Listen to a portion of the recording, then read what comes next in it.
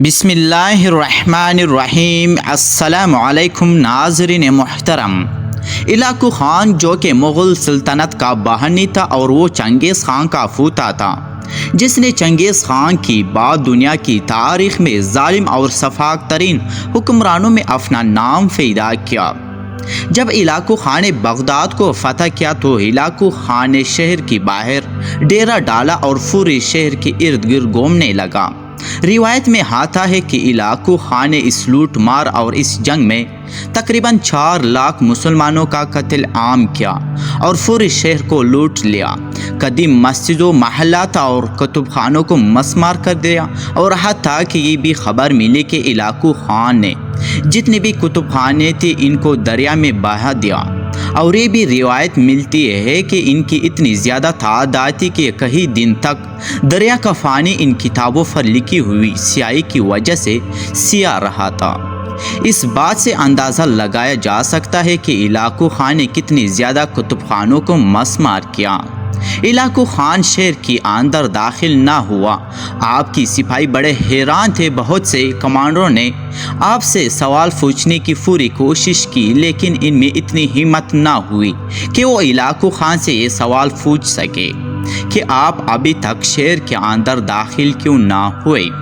علاقو خان کوئی عام انسان نہیں تھا۔ جتنا وہ ظالم اور طاقتور تھا، اتنا ہی وہ عقل مند انسان تھا۔ وہ سمجھ گیا کہ میرے کمانڈر مجھ سے کیا سوال پوچھنا چاہتے ہیں۔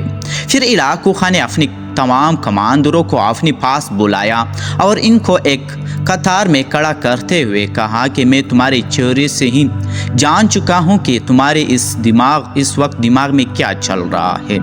علاقو خان نے کہا کہ میں جانتا ہوں کہ تم یہ سوال پوچھنا چاہتے ہو کہ میں ابھی تک بغداد شہر کو فتح کرنے کی بعد داخل کیوں نہیں ہوا ہوں۔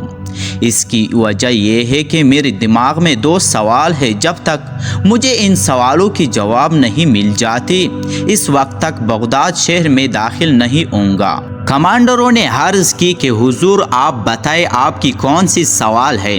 تو علاقو خان نے کہا کہ تم بغداد شہر میں چلے جاؤ اور بغداد شہر کی سب سے بڑے عالم کو بلا کر میرے پاس لے آؤ اور اسے حکم دو کہ وہ مجھ سے ملاقات کرے۔ علاقو خان نے کہا کہ مسلمانوں کی دین کی سربراہی کی ہوتے ہوئے اس لیے وہ میری سوالوں کا جواب دے سکے گا۔ جب کمانڈروں نے یہ پیغام بغداد شہر میں پہنچایا تو کوئی بھی ایسا عالم نظر نہ آیا جو کہ علاقو خان سے ملاقات کرنا چاہتا ہے، کیونکہ ناظرین علاقو خان ایک ایسا انسان تھا جس کے ساتھ ایک عالم بات کرنا پسند نہیں کرتا تھا۔ جب ناظرین یہ خبر پوری بغداد شہر میں پھیلی تو ایک مدرسے کا استاد قادحان نے پیغام بھجوایا کہ میں علاقو خان سے ملاقات کرنا چاہتا ہوں۔ قادحان ایک مدرسے میں بچوں کو پڑھاتا اور امامت بھی کرتا تھا۔ دوستو، یہ واقعہ بہت دلچسپ اور بڑا ہی سبق آموز ہے، لہٰذا میری خواہش ہے کہ آپ اس واقعے کو بڑے غور سے سنیں۔ دوسرے دن کی صبح قادحان علاقو خان کی پاس پہنچا جہاں علاقو خان نے اپنا ڈیرا ڈال رکھا تھا۔ قادحان نے پیغام بھجوایا کہ جا کر اپنے خان کو بتاؤ کہ ایک استاد جو کہ بغداد شہر کی مدرسے میں بچوں کو پڑھاتا ہے وہ آپ سے ملنا آیا ہے۔ اور ایرانگی کی بات یہ تھی کیونکہ قادحان ساتھ میں ایک اونٹ، ایک بکرا اور ایک مرغی بھی ساتھ لے کر گیا۔ علاقو خان نے کہا کہ اس کو اندر آنے دیجیے۔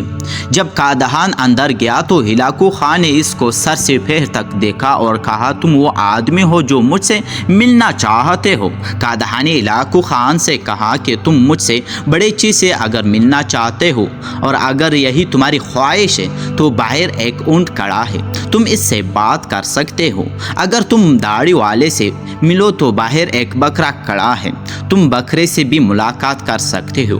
پھر قادحان نے علاقو خان سے کہا کہ اگر تم اونچی آواز والے سے بات کرنا چاہتے ہو تو باہر ایک مرغا بھی کھڑا ہے، تم اس سے بھی بات کر سکتے ہو۔ یہ سن کر ناظرین علاقو خان بڑا حیران ہوا کہ نوجوان کوئی عام انسان نہیں بلکہ بہت عقل مند انسان ہے اور یہ میری سوالوں کی جواب دے سکتا ہے۔ آج علاقو خان کو اس کا انداز بیان بہت پسند آیا۔ علاقو خان نے اس سے پوچھا، میری 2 سوالوں کی جواب ہے، کیا تم مجھے بتا سکتے ہو؟ کیا تم میرے ان سوالوں کی جواب دے سکتے ہو؟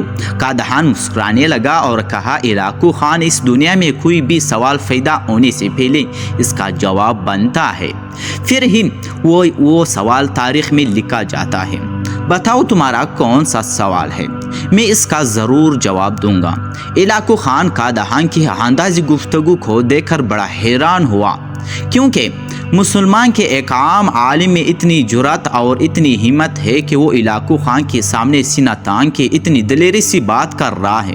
علاقو خان کو اس کا انداز گفتگو بڑا پسند آیا، کیونکہ علاقو خان وہ انسان تھا جس کے سامنے بڑے بڑے امیر، بڑے بڑے کمانڈر، بڑے بڑے بادشاہ بھی چھپ کر بات کرتے تھے۔ اس لیے علاقو خان کو اس عالم کا انداز گفتگو بہت اچھا لگا۔ پھر ناظرین علاقو خان نے اس سے پہلا سوال کیا اور کہا، بتاؤ ایسی کون سی چیز ہے جو مجھے یہاں بغداد شہر میں لے آیا ہے؟ یہ سن کر قادحان مسکرانے لگا اور کہا کہ مسلمانوں کو اللہ تعالیٰ کی طرف سے دی گئی نعمتوں کا شکر ادا نہ کرنے، آپس میں لڑنے کا حسد، عہدوں کی منصب کی لالچ نے تمہیں یہاں آنے کی اجازت دی۔ اگر مسلمان آپس میں لڑنے کی بجائے اسلام کی خاطر لڑتے تو آج تم جیسے ظالم حکمران کا خاتمہ ہو چکا ہوتا۔ اگر مسلمان آپس میں عہدے کی منصب پر لڑنے کی بجائے ایک اچھا حکمران بٹھاتے تو آج تم جیسے حکمرانوں کا یہاں وجود نہ نظر آتا۔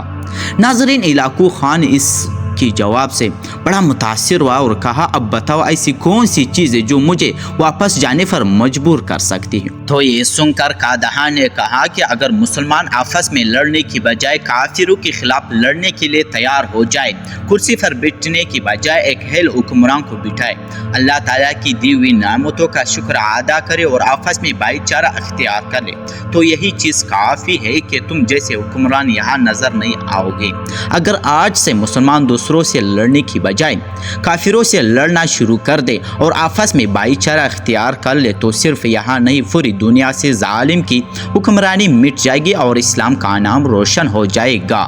اور جس دن مسلمانوں نے ان باتوں پر عمل کر لیا تو تم تو کیا یہاں چنگیز خان بھی آئے تو اس سے بھی واپس جانا پڑے گا۔ یہ سن کر علاقو خان کو اس کا جواب بڑا اچھا لگا اور اس سے بہت متاثر ہوا اور اس کی بات قادحان وہاں سے رخصت ہو گیا۔ دوستو، اگر آپ لوگوں کو میرا یہ ویڈیو اچھی لگی تو میرا ویڈیو کو لائک کر کے چینل کو ضرور سبسکرائب کر لیجیے اور بیل نوٹیفکیشن کو آن کر کے، تاکہ اسی طرح تاریخی ویڈیو کی نوٹیفکیشن آپ لوگوں تک پہنچتی رہے۔ بہت شکریہ آپ سب دوستوں کا۔